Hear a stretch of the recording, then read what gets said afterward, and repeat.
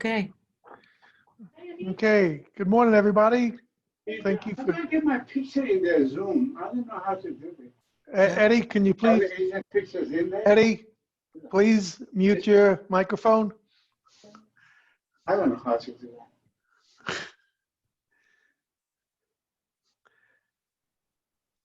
He's muted.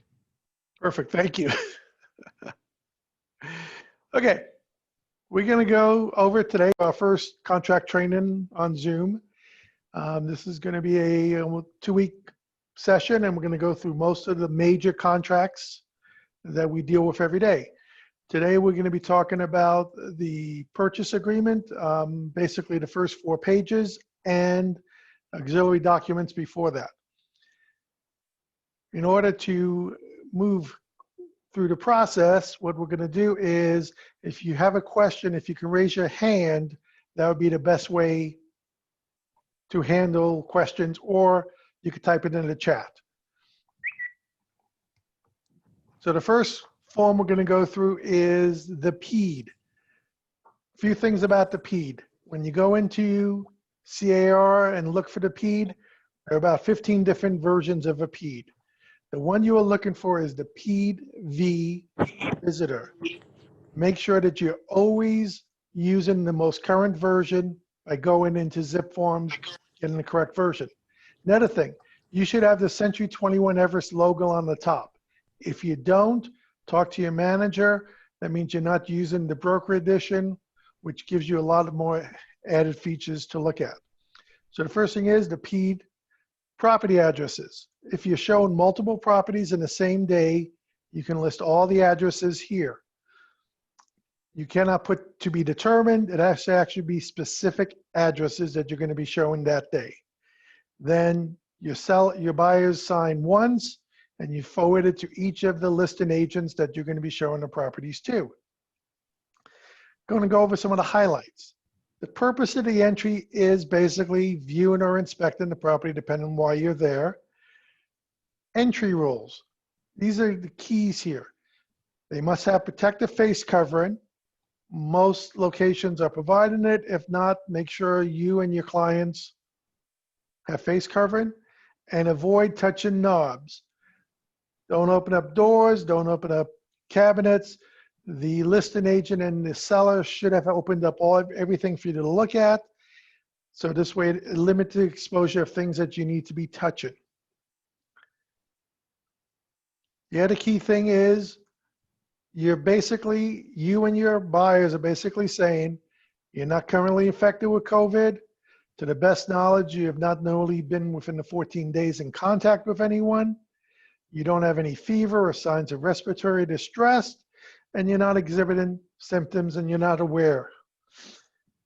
This is key, and it's also, you can't use one PED for a whole week. It's basically the day you're going is the day the PED is effective.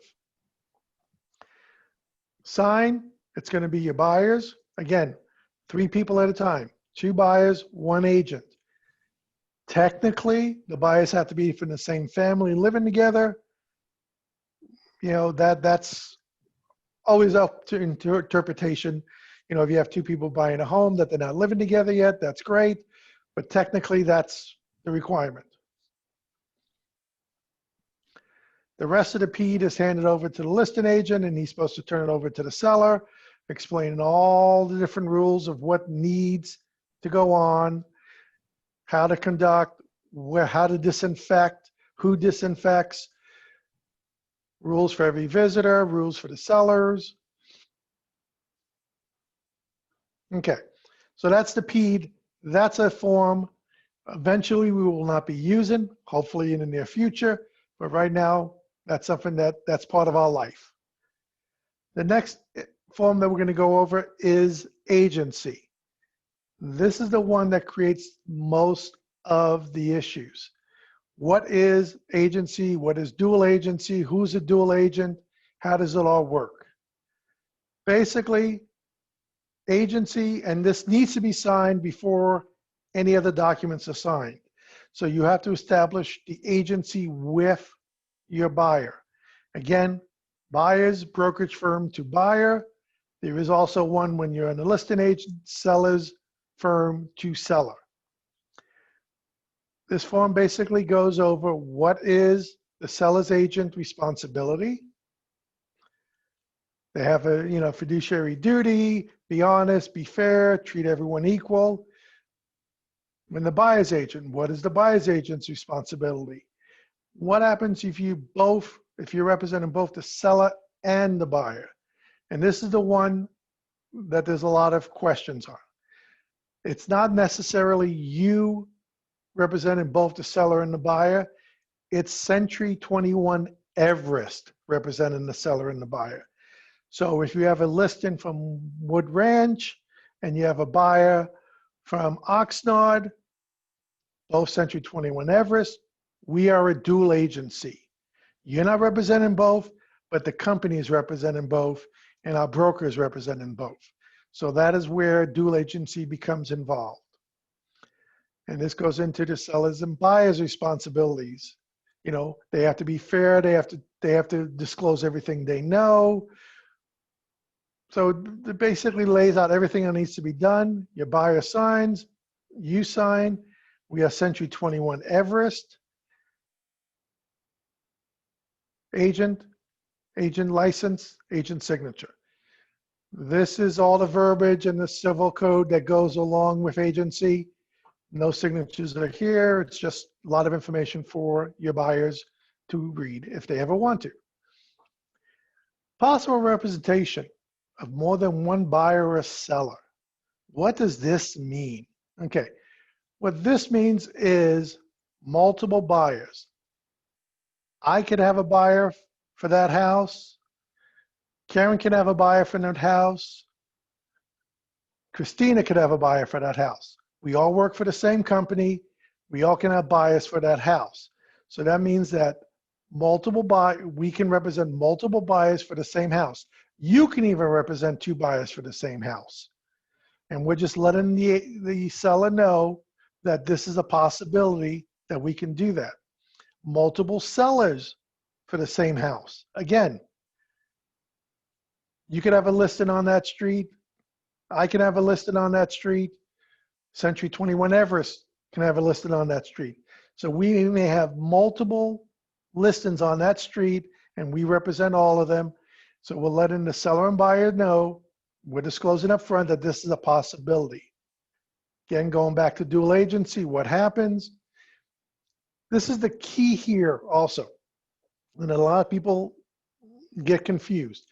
Offers are not necessarily confidential.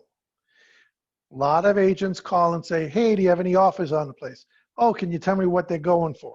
Agent goes, nope, I can't disclose that.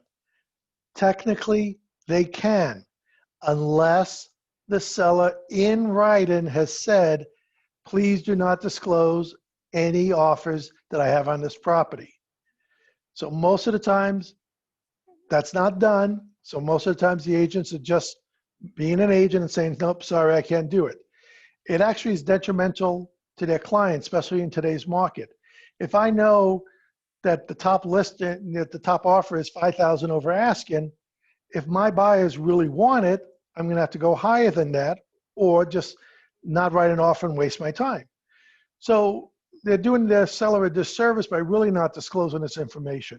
Because if they did, they would probably get higher offers. If I told someone, hey, I have an offer 5,000 over asking, I'm going to go back to my seller and say, you know what? If you really want this house, we're going to have to go even higher.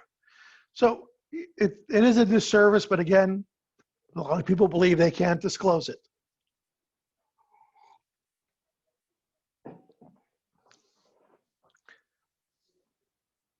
And again, signatures for seller and buyer on this one, both agents also on this one. Wire transfer and electronic funds. This came about probably a year ago. There's been a lot of issues with fraud in the wire transfer department. As a policy, we never handle wire transfers. We never want to know about wire transfers. We don't want to see the email saying where to send the wire transfer, because what happens is emails have been compromised and fake emails have gone out from agents and escrow saying, you know, please wire your deposit to this account. Money goes in, it's gone, no one can get it back. So be very careful when you deal with this. Tell your clients, if you get a call, if you get an email about wire transfer, call the escrow company. Don't call the number on the email. Call the escrow company directly and confirm the wiring instructions, the address, and the amount. It is a protection that will save thousands and thousands of dollars. And again, both buyer and seller sign it. Okay, now we get into the meat of the contract. Date prepared. The date prepared basically is just identifying this contract. Has nothing to do with when it's signed, has nothing to do with when the clock starts ticking. It is only saying this is the date it's prepared. So when we do other documents like an addendum, an amendment, and we need to reference the purchase agreement, it is the purchase agreement dated 8/31/2020. That's the only purpose of this date. Nothing else, doesn't affect anything else. The minute you start writing it, you could put the date prepared, deliver it 3 days later. The date prepared is still the same date. It just identifies the contract. First section is the offer. Who's making the offer? Make sure everyone who's buying the property is on the offer. Make sure it's spelled exactly as they're going to sign. If it's an LLC, if it's a trust, make sure it's included directly the way it's supposed to be. If he has a middle initial, he always signs a Joe P. Buyer, make sure the P is there.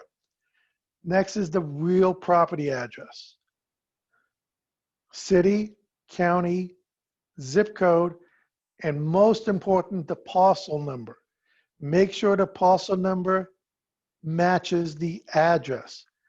I can tell you stories of people who have sold the wrong property because the parcel number was incorrect. So make sure the parcel number matches the address. Dollar amount, how much we're going to be offering.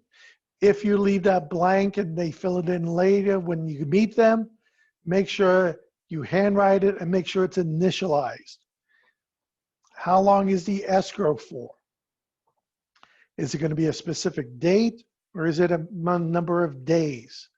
Again, 30 to 45 days is sort of traditional. Anything longer, anything shorter, talk to the lender, make sure it's okay. Make sure they can close a loan in 15 days if that's what you're saying. If you're doing 45 or 60 days, make sure you work with the other side because they may go, you know, no, that's really too long for us, sorry. Agency. You're going to see this over and over again. Again, are you representing the seller? Are you representing both the buyer and the seller? Who's representing the buyer? Are they representing both the buyer and seller? So whatever checkbox you check, the rest will be filled in automatically. This is a smart document. So this way it knows what's going on at all times.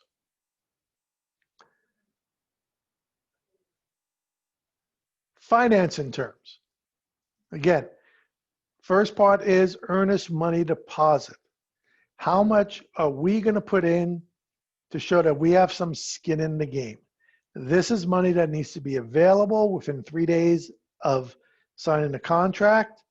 It's going to be cashed right away. So it's not something that, you know, oh, can we give you a check and, you know, hold it for a week? It's going to be immediate. The default is by wire. Anything else, please check if they're going to do a cashier's check, a personal check, other. Again, never touch the funds. Even if they say, oh, what, you know, you're in the same building as escrow, can you just please take this check over to them? No, thank you. My company policy is I really can't handle that. So they need to do it directly. I know you're trying to be a nice person, but it gets you in trouble in the end. Increased deposit. What is an increased deposit and when is it used? An increased deposit is basically saying, I'm going to give you the upfront money, and then when something happens, I'm going to increase it by this amount. Basically, I've seen it when you're doing when there's a tenant on the property and you can't look at the property until the tenant moves. So, I'm going to give you so much now, but then once subject to inspection of the property, I'll increase my deposit. It's not something that's used a lot, but it is available there. Again, the total of the initial deposits should be 3% or less. That is what liquidated damages covers. So anything more than 3%, if there's an issue and liquidated damages is assigned, the seller can only get that 3%. All cash offer. These are great. We love all cash offers. If it is an all cash offer, please check that box there. And we don't need to deal with anything else. First, loan amount. Okay. This you're going to get from the lender on their pre-approval letter. It's going to say, a loan of X amount of dollars. That amount goes right here as the first loan amount. Then again, is it FHA, VA? We actually just did a seller finance, and I haven't seen that in a long time, so that does happen. But the key is FHA or VA. If you check that box, another form will pop up called the VA FHA addendum that you need to fill in. And basically, it's just saying that the purchase price is what the appraisal is going to come in at. A lot of people fill in rate not to exceed, points not to exceed. This was really important when interest rates are really fluctuating a lot, or if your buyer is really rate sensitive. Like if he can qualify at 3%, but if it goes to 3.25%, he can't qualify, put the number in there. It may be counted, but at least put the number in there to protect your buyer. So what this says is if the rates go above X amount, whatever you put here, you have an option to cancel the contract. So it's more of a protection. And like I say, it's used more if the buyer is very rate sensitive or if rates are fluctuating all over the place, where today it's 5% and tomorrow it could be 6%. Second loan, again, not something seen too much today, but second loans were real popular when it was 80-20 loans, where the second loan would be a 20, and this way there'd be no PMI, and they'd get the house, or it'd be a 80-10-10, where they put in 10% and 10% second loan. Not used a lot, but if it is, the dollar amount would be there. This is how much this plus the earnest money deposit should come up to the down payment of what your buyer needs to come in with for this loan. This is just the down payment. Doesn't cover closing costs, doesn't cover any of those issues. Just the down payment for the loan.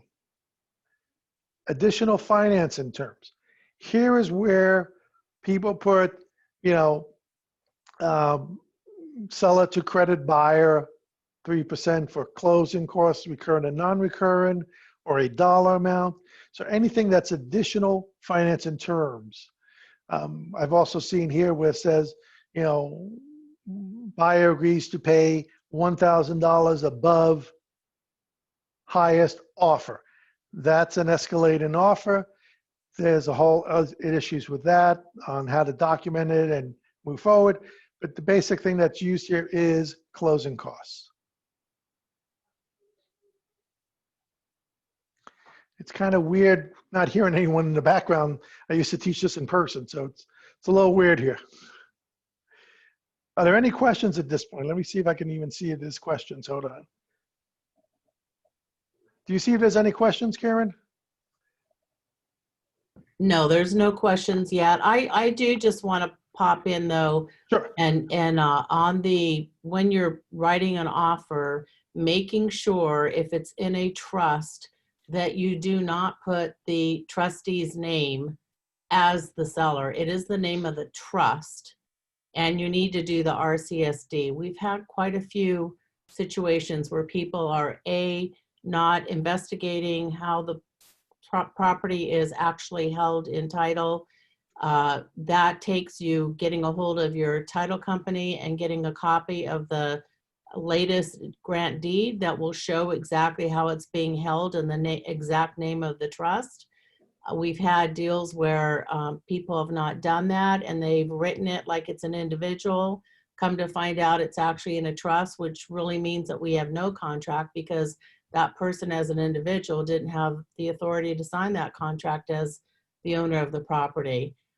So just making sure how they hold title, get a copy of that grant deed. If it is in a trust, make sure you put the trust name as a seller and do the RCSD form, the representative capacity, which we'll be going over in this series.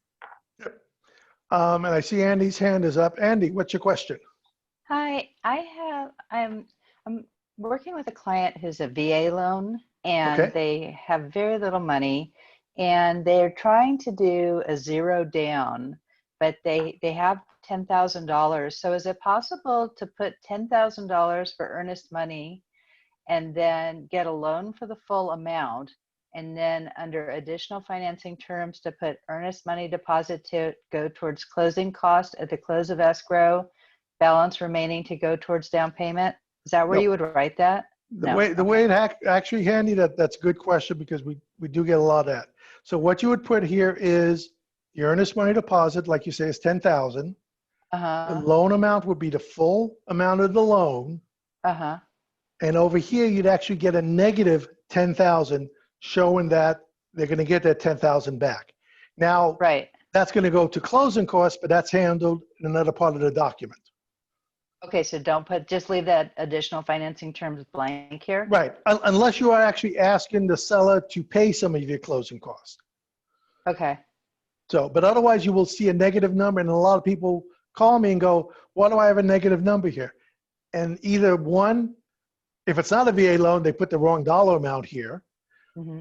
And if it is a VA loan and it's 100% financing, it will be a negative number. Okay. Showing that they're getting that 10,000 back. Okay. Does that answer that? So where do I write that that's for closing costs? Under other terms? Well, we're going to get to that section, and it's actually where it says, escrow fees, and you just say, you click both, each to pay their own. So it's just calculated in. You're not actually identifying it as closing costs, but it is calculated into the transaction. Yeah, it's assumed it's a credit to the Right. buyer, however they use it, which obviously is going to be towards closing costs, but it's a credit to that buyer. So you don't need to address that. Right. Okay. Okay. Okay. Thank you. Okay. Okay. So next page, appraisal, contingency, and removal. This is another one that's been a hot topic lately. The basic contingency period is 17 days. If you're going to shorten it, make sure you talk to your lender, make sure they're okay, that they can do it in 10, 12, whatever you guys pick. A lot of offers I've seen are waiving the appraisal altogether, okay? This is dangerous because if your appraisal doesn't come in, you basically lost the ability as a contingency to cancel the contract. So a lot of people are doing it to make their offers more attractive, and things are going over appraised value. Do they have the money to come in with it? So there's a lot of issues. Two things. One, if you're going to lower it, talk to your lender. If you're going to waive it, really talk to your client and let them know what the ramifications are of waiving the appraisal. Loan contingency is 21 days. Okay? If they need a loan, you got 21 days. Again, if you're going to shorten that, make sure you talk to your lender. The key here also, and this is new, and there used to be a way out that you'd waive your appraisal, then you couldn't get your loan, so you were able to use that contingency. Not anymore. once you remove the appraisal contingency, if you can't get your loan because of appraisal, you still don't have a contingency. Okay? So if there's an appraisal contingency, removal of the loan contingency shall not be deemed removal of the appraisal contingency. So the two are separate. If you can't get a loan because you can't get the appraisal, you still have, you can't say, okay, well, now I can't get my loan and use that as a contingency to get out. So be very careful when you're trying. I know it's a tough market out there. I know people are being very creative on how to get their offers approved, but just be careful and make, as long as the buyer's aware of the ramifications, if things don't go the way you guys plan it, everyone's okay. Lender limits on buyer's credit. Here's another one that I've seen go wrong. You buy a house, you ask for X amount of dollars in credit. The only thing you can get credit for is closing costs. So let's say your closing cost is $10,000. If the seller agreed to a $20,000 credit, guess what? They're not getting $20,000. All your buyer is getting is $10,000. They're going to come to you and go, wait a minute, what happened to my other $20,000? I've seen this really when requests for repairs are extensive. People use it as a credit. Unfortunately, they may not get all of it. So what you really got to look at, and again, talk to your lender, is what are the closing costs going to be? Do we need to lower the purchase price and do a credit to come up to the same dollar amount? Remember, credits are only for closing costs. Anything above that is gone into Never Never Land. You don't get it, the buyer doesn't get it. The buyer is not going to get a check for the money. Again, it is closing costs.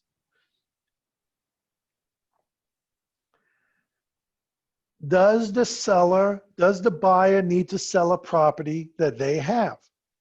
If they do, make sure you check this box.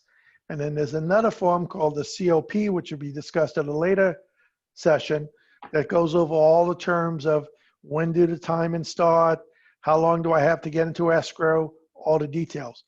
If you don't check this box and have your COP, even if you write in the contract someplace, the buyer still may have to buy the house even if they didn't sell their house. Again, and again, this is something you need to talk to your lender. Some buyers don't need to sell their house to purchase a new property, so they could be non-contingent and then sell the house after they're in the property. But again, this is a lender discussion. It is very important to work with your lender and make sure they know everything and you know everything, so this way you could represent your buyer to the best of your ability. Buyer's inspection advisory is part of the RPA contract.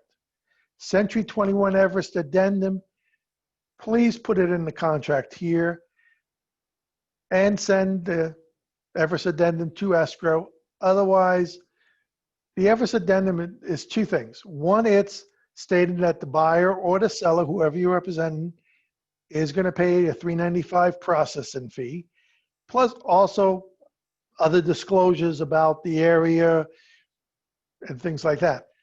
But the key for you is that $395 processing fee. If escrow doesn't have it, if it's not in the contract, when the sales report is written, we're going to come to the agent and go, what happened to the $395 processing fee? So for your protection, please put it in here and make sure it also goes to escrow so they have the document. If you're using Zip Forms Broker Edition, this is already filled in for you, so it's one less thing you have to think about. Allocation of costs. Okay, so here we're asking for certain reports. We're always going to ask for NHD report. We're always going to ask for the environmental. Our preferred NHD vendor is Seller's Choice NHD. You could talk to Kendall Baker and she can give you more information on it. What the NHD is, the NHD basically goes over all the natural hazards that the seller needs to disclose to you. You know, where's their gas lines? Where's their oil lines? Where's their fire? Where's their flood? It's a list of things that no seller knows everything about, so we always request the NHD. The other two parts are for, again, specific reports for specific areas. Oxnard has a city building report. Ventura, I think, has something called a sewer lateral inspection and report. LA County or LA City has a 9A report. So these are other reports that are specific to areas that you're working in. If you There's don't, also one for Thousand Oaks. okay, So there's Ventura, Oxnard, Port Hueneme, and Thousand Oaks all have city records search reports. right. And if you're working outside of the area, find out what requirements are there, because you don't want to be paying for that and you need to get that report. So in the areas you work in, you know what's required. In the areas you don't, do your research. Never put seller is going to pay for or buyer is going to pay for their home inspection. Anything on this contract, the lender has privy to. So if you put that the buyer is paying for home inspection, the lender can ask, hey, can I see that home inspection? Okay. We know the buyer, inform the buyer they're going to pay for a home inspection. Don't put it in the contract. Unless it's an FHA or VA loan, don't put termite in there either. Termite's a $95 inspection. FHA and VA is going to require clear section 1. Everything else doesn't. If your buyer wants it for $95, he can get his termite inspection. If there's issues, again, the lender doesn't become aware of these issues. Government requirements and retrofit. LA City does have a retrofit requirement for low flow toilets, shatterproof gas, automatic gas shutoff valves. Other areas do, so be, again, aware of what your city or county requirements are in terms of retrofitting. So we're going to ask the seller to pay for that. We're asking the seller to pay for the mandatory government requirements and also for requirements that cost a minimum mandatory government requirement. I typically ask the seller to pay for these. Sometimes these are counted out. We work with that. Yes, Andy? Back up to on a VA for the termite. Yes. Do I need to require the seller to pay for the termite, or can I leave it out of the contract and just have my client pay for the termite? You can have your client pay for the termite if you like. On a VA. On a VA. Okay. Well, again, talk to your lender. There are some VA non-allowables that they're not allowed to pay for things. FHA, they can pay for it. VA, I would talk to your specific lender. Yeah, I believe Okay. I believe on the VAs, they can pay for the inspection, and usually the seller, I believe, unless they've changed it, pay for the repairs. But Right. Fred's right, check. Fred, we also have another question on this page before we go on that other one. Sure. From Anna on item number 5. Do you want the C21 addendum under B or under A, where all addenda are supposed to go? We can move it up to A. That's a good catch. Yeah. So I will make a note and move that up to A. I have one more question too. Okay? Is it possible to get a list of what cities require special things and who specifically requires retrofitting and who requires city reports and all those different things? Can we get a list? Yeah, I actually have a list done up that I can give to you. I'm going to put it also in the notes right now as well. Now, is that a Awesome, list for thanks. Ventura County, Karen? Because I've seen one It's for other cities also. mine covers Ventura County and City of LA. Okay. And I'll see if there's because I've got a list somewhere some time ago of other areas too. Just depends how far out you guys, have deals and stuff. Yeah, most of the And escrow City of offices LA, does now- that cover the San Fernando Valley? Yes, San Fernando Valley is part of the city of LA. Okay, thank you. Yeah, someone drew on my contract. Okay, so here's where we talk about escrow and title. Again, the confusion. If you're asking the seller to pay for closing cost credits, this still says buyer and seller each to pay their own escrow fee. Not split 50-50, each to pay their own. The credits and all that balance out. I see some people just say seller shall pay escrow fee. No, because the closing cost doesn't cover all of the fees. Okay, so it's always going to be buyer and seller, each to pay their own. We'd like all Valley escrow. If you're the buyer in a hot market, I would put it seller to choose. I would not say seller's choice. I would say seller to choose. Again, title insurance, seller pays for the owner's title policy. And again, seller to select, or in a regular market where the buyers get some more stuff, I would put, whatever vendor you're working with. Other costs. County transfer fee. I know Ventura has a transfer fee. I know LA has a transfer fee. So we always have the seller pay for the transfer fee.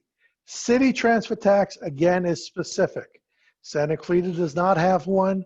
LA City does have one. I don't know about Ventura. How is Ventura? Do you have any cities with transfer fees? No. Okay, so again, specific. If you're not sure, you can always say if applicable, but you should really know whatever market you're working in. If you're in an HOA, okay, seller guaranteed to pay for the HOA documents. That is no longer an item that you can select yes or no. But what a lot of people do miss is seller to pay for the transfer fee.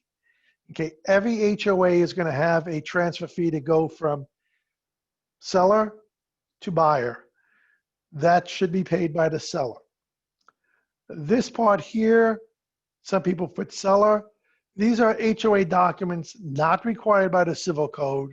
Sometimes the lender requires certain documents. Sometimes your buyer's curious and they'd like other documents. There's really no mandate that the seller has to pay for it. So again, it's up to the individual, up to the offer, how you're writing it. And then the buyer to pay for the HOA certification fee. So that is what the lender is going to require. The lender is going to require an HOA certification. Okay, so this is a buyer expense that they're going to have to pay for.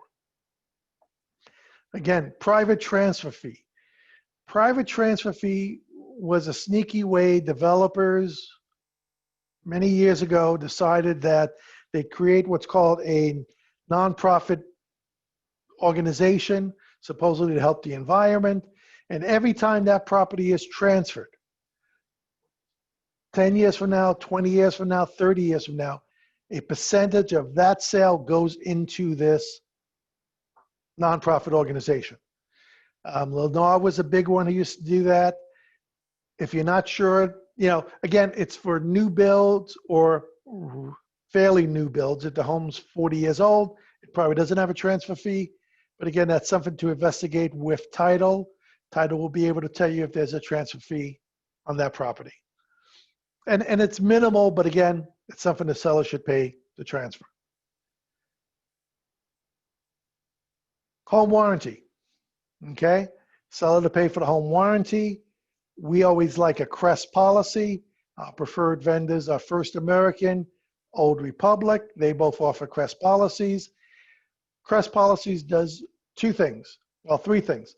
One, it gives the buyer a little bit enhanced coverage, gives the seller 6 months of E&O coverage, and it also helps you if there's an E&O situation with your deductible. So it's a win-win for everybody. It costs a few dollars more. It's really not significant. So make sure you always try to get a CREST policy. Only people who have E&O insurance through a CREST provider can get a CREST policy. Make sure you check air conditioning, pool, spa, whatever. If you don't check pool and spa and there's a pool and spa, you may have a problem. And anything else, the buyer to select what other options they want up until the $600.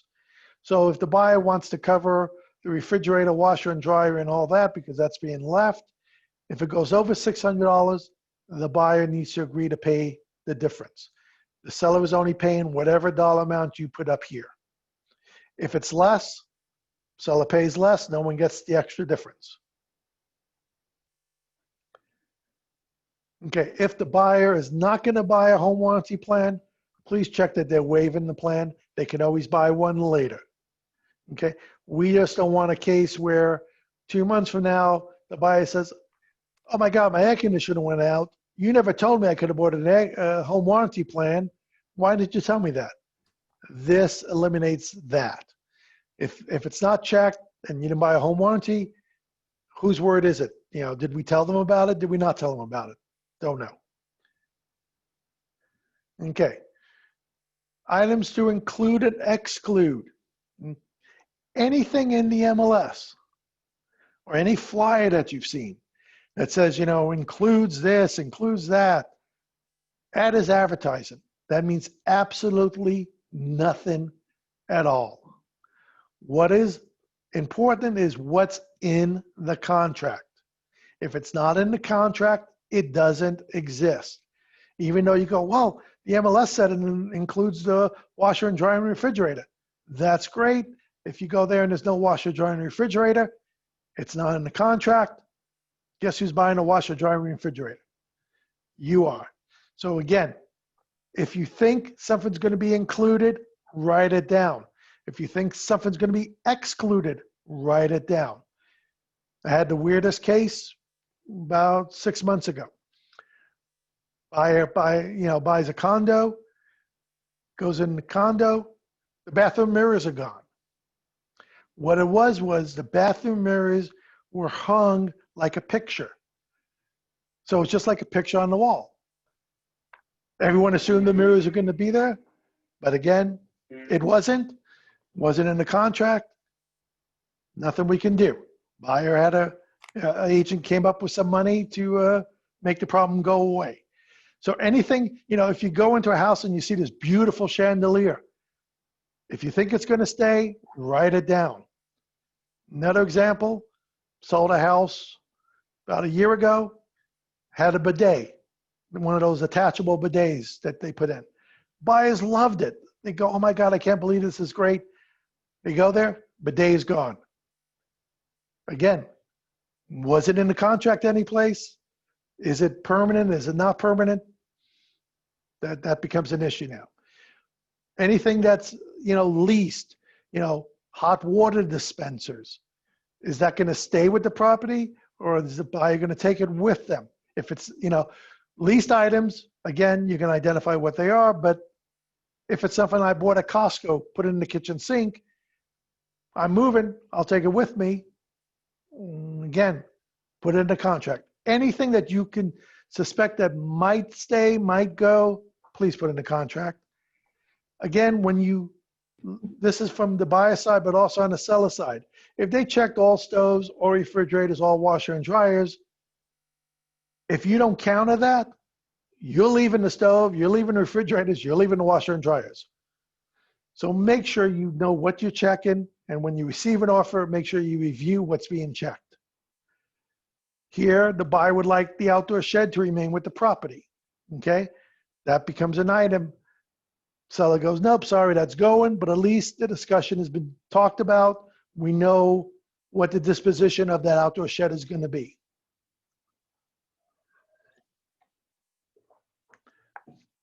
Leased or liened items, like I was talking about, you know, water dispensers, water purifiers, anything that is leased that's going to be going should be disclosed. Anything that is a liened item, solar systems, things like that, need to be disclosed. Most solar systems that are liened, the buyer's going to have to qualify for. It's also going to affect the debt to income ratio because the lease payment is going to be calculated as part of the debt to income ratio as opposed to electric bill, which is not part of your income ratio. So there's lots of little nuances. So if you're looking at a property, you see solar panels, you see new windows, you see new AC unit, just do your investigation.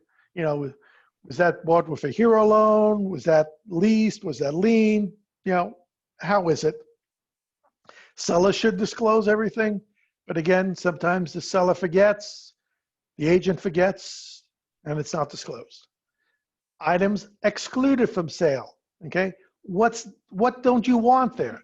If they have 15 shelves in the garage that are about to fall down and you don't want them, say, please remove the shelves. Okay? If you don't, they're going to stay there, and now you've got to clean out after you're done. Brackets on the walls. Okay, this became an issue a while ago with all these TVs that are hanging and all that. Brackets on the walls stay. The TV does not. If you want the brackets removed, you have to check the box. They're going to be removed, and the holes shall be repaired but not painted. Okay, so if the seller wants to take those brackets with them, make sure in your counter you're saying brackets will be removed and we'll repair the holes. Otherwise, they are now part of the property and they stay there. Closing and possession. Okay, when do you take possession of the property? 6 p.m. on the day it records is the default. Okay, if for some reason the seller needs more time, you need more time, there's a, this is a chain event, someone's got to buy to sell and all that, you're going to put how many days after close of escrow you're going to be in there. If anything past 0, you need to have a seller in possession form completed. Okay? Otherwise, it's 6 p.m., day of escrow. Not 5 p.m., not 4 p.m., not 2 p.m. You need to wait for it to record, then it's 6 p.m.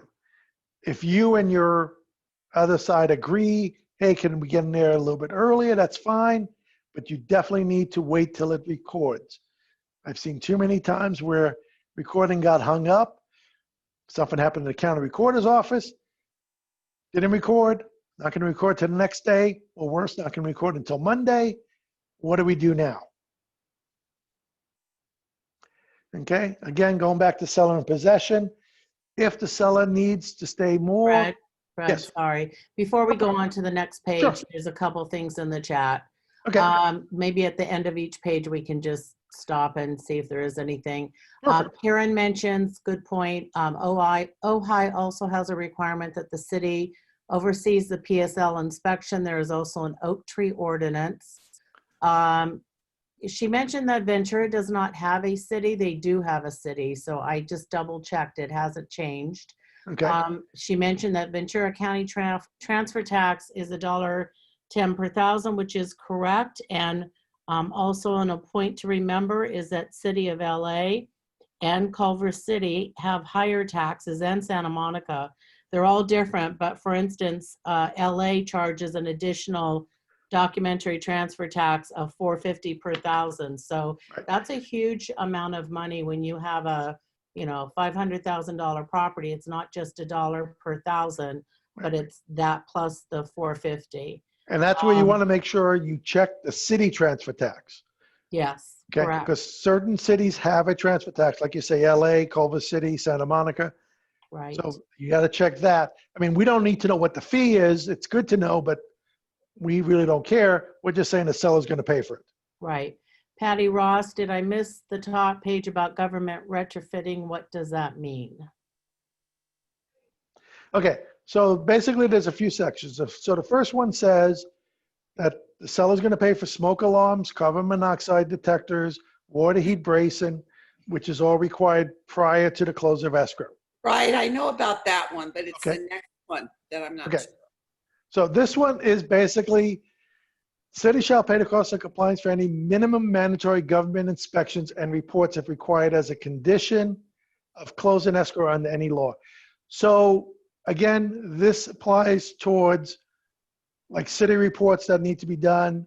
I understand that, but Okay. the seller is not, he doesn't have to do that in Ventura County, I believe. He doesn't have to do that. Is that correct? Because you've got it highlighted that the seller has to pay that.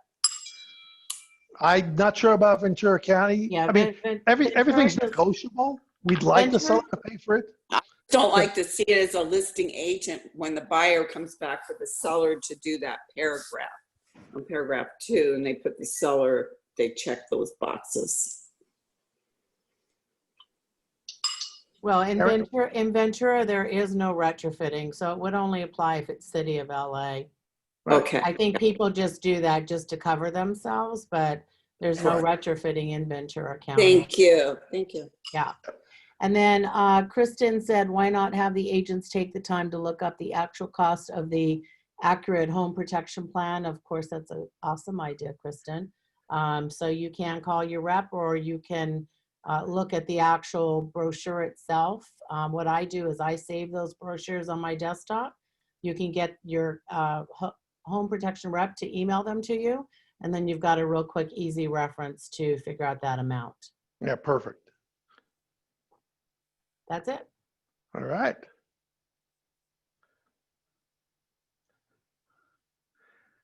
Okay, so last page here. Seller to remain in possession. Again, anything past 0 days, we need a seller in possession. There's a lot of reasons for this. The biggest reason is between when you record escrow and you move in, who's responsible for that property? If something happens, if it burns down, lightning strikes, typically the seller's insurance is going to stop the day he records. Your insurance is really not going to start until you take possession. So there's sort of an in-between time that someone needs to address of who's covered and what's covered during that time.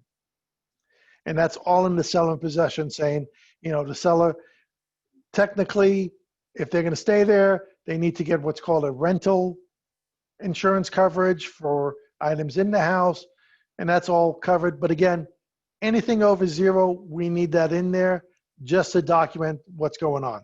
Doesn't mean you have to charge them a per diem. You could say, you know, hey, for 2 days, no problem, but it definitely need to document all the issues associated with that. Tenant occupied. This has become a very hot topic due to all the moratoriums on eviction and all that. If you are buying a property that is tenant occupied, you really want to make sure that the tenant has vacated the property at least 5 days prior to close of escrow. This has become, again, like I say, a hot topic. Tenants are saying they can't move because of COVID. What do I do? You really don't want to close escrow with a tenant in the property, because now the tenant becomes your responsibility to get out. So some escrows are being extended. Other issues, they're trying to do cash for keys to get tenants to move. But again, in a typical environment, we like to have the tenant out 5 days prior. In today's environment, it becomes more of an issue that you really need to see what's going to happen. If the tenant's going to stay and you're going to keep it as a rental, again, there's a form for that. Tenant to remain in possession. That outlines who's getting the money that was put into the earnest money for the tenant. How does it get transferred to the new owners? Who's going to collect the rents? How it's all going to go. So that's a whole document that takes care of, if now I'm buying this property, I'm keeping the tenant in place, how do we switch everything over to make me now the new owner, that I get the money, I get his deposit that he put in when he moved in, and how do we move forward? Okay, statutory disclosures. Again, this is required by law, depending on the age of the house, federal lead, paint disclosure, the pamphlet, NHD, TDS. TDS again is a issue. If the person's never lived there, if it's a probate, if it's an REO, they fill out the EDS, ESD, which is exempt seller disclosure, saying I've never lived there, but there are some questions that I need to answer. Has there been a death on the property? You know, things like that. The SPQ, if it's been a rental, they should know some of the issues with the property because they've sent repair crews in there. They've done, you know, complaints from the tenant. So they should have some idea of the condition of the property. And again, you can't waive the statutory or lead disclosures. That's prohibited by law. Here's another one. So in the event the seller firm prior to close of escrow becomes aware of adverse conditions materially affecting the property. This has been discussed on our Friday calls with CAR. The big issue is up north, let's say, and this has happened to you guys, in the past years, your home is in a fire zone. Your home's perfect, except the homes around you have been destroyed. Your school's been destroyed.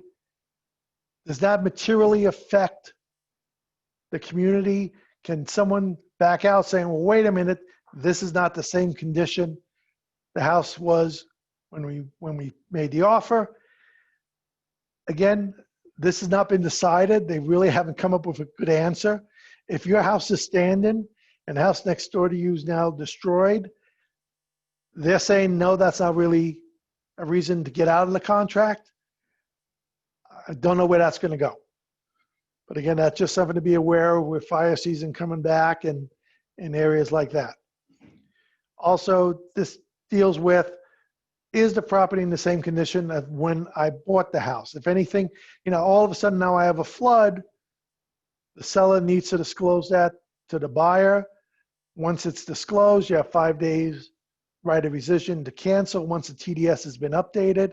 So again, you want to make everyone aware of as quickly as possible.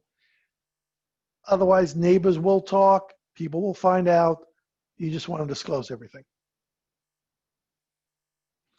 And again, like I say, 3 days, if it's delivered in person, no one delivers anything in person anymore. So it's usually 5 days after delivery. Megan's Law database. Everyone loves to know where the pedophiles are in their neighborhood. As a real estate agent, do not go to this site. Because if you know, you must disclose. And you don't want to know. You can tell them this is where the site to go check, and they can check themselves, but you never want to do the check-in for them. The same with anything, permits or anything like that. You never want to be the one checking. You can tell them where to check, how to check, but if you're the one checking, now it comes from you, and if anything goes wrong, it's you said this, as opposed to the city told me it was permitted. Now it's going to be you told me it was permitted. Condominium disclosures, again, needs to be disclosed. It's a condominium. And again, within 7 days, HOA docs need to be, turned over to the buyer so they can review it. And that is page 4. And actually, we are done in 1 hour. Any questions on any of this? I know I went kind of fast. I'm trying to figure out the pace. This is my first time doing this on a Zoom call. Nothing. This is so weird. Just, when I taught this in person, it'd be questions back and forth. Now it's just silence. Yeah. Anything you want to add, Karen? No, I think you covered most of it. I'm not seeing any other questions. So I think we are good. And you went over the AD and all the other forms. So. Right. All right. And then tomorrow, I guess it's going to be the rest of the RPA and some other forms. Correct. Yeah. And- So tomorrow we will be covering the remainder of the RPA, and we will be covering the rest of the buyer documents. Helene will be doing that. We'll be covering the BIA, the Privacy Act one, the contingency of purchase, the inspection waiver, counter offer, and multiple counter offers. Really, that's a good one. Forms for this time. So I would venture to say that tomorrow will be definitely a longer one with lots of good information. Yep. And then Thursday and Friday, we're going to go over this listing documents. Right. So, perfect. All right. Very good. All right. And we shall see everybody tomorrow. There we go. Have a good one. All right. Thanks, Fred. Bye. Bye.